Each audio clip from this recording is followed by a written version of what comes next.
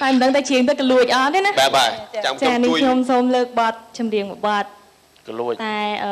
សុំតែបន្តិចទេបាទកុំច្រើនទេគាត់មានម៉ោងដាក់ដែរអត់បន្តិចទេទុកវគ្គក្រោយយើងមានទៀតចាបទមានបដិកំសត់បាទអូ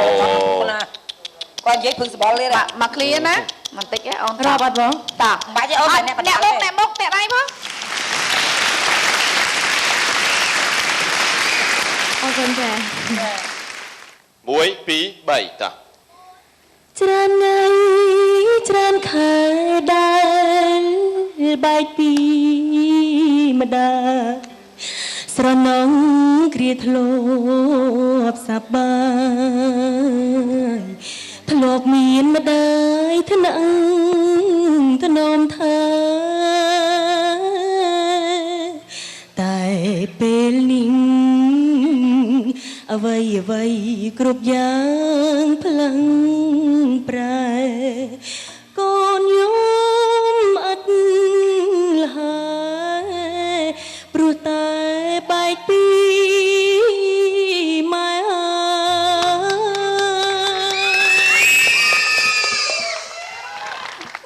អើយបងវាជាឡើងដេកលក់មិញ